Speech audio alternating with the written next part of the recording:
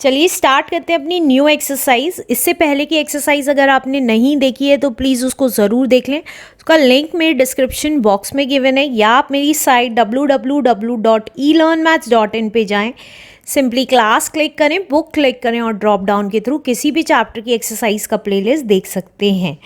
अब इस क्वेश्चन में कह रहा है फैक्टराइज, हमें फैक्टराइज करना है x square plus 5x plus 6 को। तो हम अपना क्वेश्चन लिख लेते हैं, x square plus 5x plus 6।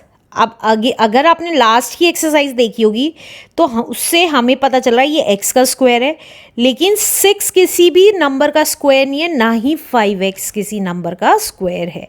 तो इस टाइप के क्वेश्चंस जब ये नंबर किसी चीज़ का स्क्वायर नहीं होता है तब कैसे सॉल्व करते हैं वो हम इस वीडियो में सीखेंगे।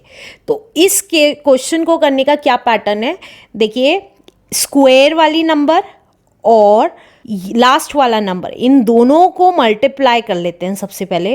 तो ये कितना आ गया, 6 इंटू एक्स स्क्वायर आ गया हमारा, 6x स्क्वायर आ गया, राइट। अब इसके ऐसे दो फैक्टर्स बनाते हैं जो प्लस या माइनस करके तो बीच वाली टर्म बैठते हैं और मल्टीप्लाई करके ये वाली टर्म बैठते हैं। तो अब देखिए कैसे बनाएंगे। अब हमें पता है 6 को अगर देखें तो 3 2 6 होता है, राइट। और इन 3 और 2 को ऐड करेंगे तो 5 बैठ रहा है, तो 3 और 2, और क्योंकि यहाँ पे x 2 हैं तो एक x इसके साथ लिख देते हैं, एक x इसके साथ लिख देते हैं। क्यों लिखते हैं, देखिए मैंने आपको बताया था सेम वेरिएबल वाली टर्म ही आपस में प्लस या माइनस होती है। तो अगर हम प्लस करेंगे तो सेम वेरिएबल होना चाहिए ना दोनों के साथ, तो x है। अगर यहाँ पे सिर्फ x स्क्वायर लिखती और यहाँ कुछ नहीं लिखती तो ये आपस में ऐड या सब्ट्रैक्ट नहीं होते, राइट। तो अब क्योंकि सेम वेरिएबल हो गए तो आपस में ऐड हो सकते हैं, 5x आ जाएगा, और मल्टीप्लाई करेंगे तो 3 2 6 और x into x is x square, ये आ जाएगा।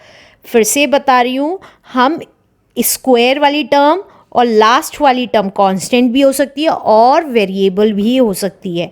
इन दोनों को मल्टीप्लाई करते हैं, मल्टीप्लाई करके जो आता है उसके ऐसे दो फैक्टर्स बनाते हैं जिसको प्लस या माइनस करके ये मिडिल टर्म आती है, राइट। और मल्टीप्लाई करके ये जो टर्म थी जिसके फैक्टर्स बनाए थे वो आती है, राइट। अब देखिए अब क्या करेंगे आगे। अब एक्स स्क्वायर तो एज इट इज़ लिखते हैं। अब 5x नहीं लिखेंगे, यहाँ पे 3x और 2x लिखेंगे। एक चीज़ और, क्योंकि यहाँ प्लस का साइन है और हम इन दोनों को प्लस कर रहे हैं, जब यहाँ पे सेम प्लस का साइन होता है और दो वैल्यूज़ को ऐड कर रहे होते हैं तो दोनों का साइन प्लस होगा। लेकिन अगर हम सब्ट्रैक्ट कर रहे होते हैं वो मैं नेक्स्ट वीडियो में बताऊंगी कि उस केस में हम क्या करते हैं आगे जब क्वेश्चंस आएंगे, राइट। तो अब हम इसकी जगह लिखेंगे प्लस की वैल्यूज़, दोनों प्लस की वैल्यूज़, दैट इज़ 3x भी और 2x भी। अब देखिए इसका साइन प्लस प्लस प्लस आया था, प्लस का 6x स्क्वायर, दोनों का प्लस रहा तो plus into plus is plus, और आपस में दोनों प्लस हो सकते हैं क्योंकि दोनों प्लस थे तो प्लस का 5x आ जाएगा, ये भी ध्यान रखिएगा, plus 6 as it is, right.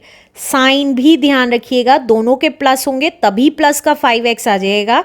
एक प्लस एक माइनस हुआ तो आपस में सब्ट्रैक्ट हो जाते हैं, तो इसलिए साइन दोनों के प्लस होने चाहिए और साइन आपस में मल्टीप्लाई करके इसका साइन आना चाहिए जो हमने इस नंबर्स को मल्टीप्लाई करके किया था, राइट। तो यहाँ देखिए इसका साइन कैसे पता चलेगा, इन दोनों के साइन को मल्टीप्लाई करके। तो ये दोनों प्लस थे तो प्लस का 6x स्क्वायर आया, इसलिए इन दोनों का भी प्लस साइन ही रखा।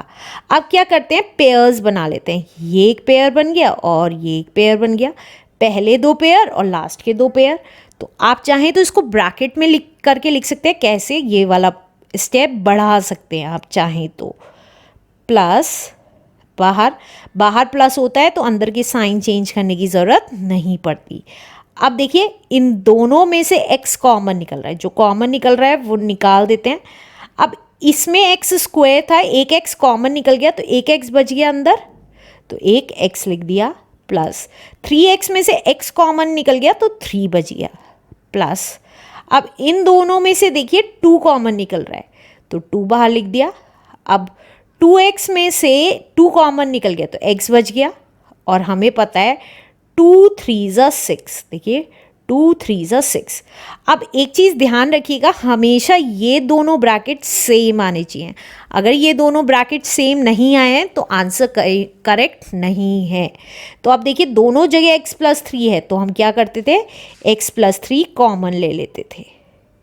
तो कॉमन ले लिया, अब इन दोनों में से x+3 कॉमन लिया तो ये बच गया, इन दोनों में से x+3 कॉमन लिया तो प्लस का 2 बच गया, तो x+2। तो दिस इज आवर आंसर। इसको आप ऐसे भी लिख सकते हैं, देखिए x+2 इंटू x+3। ये वाला आंसर लिख के आए या ये वाला आंसर लिख के आए, बात एक ही है। क्यों बात एक ही है? क्योंकि 2 इंटू 3 करें या 3 इंटू 2 करें, आंसर सेम आता है इसलिए। This is our answer. Let's do next question now.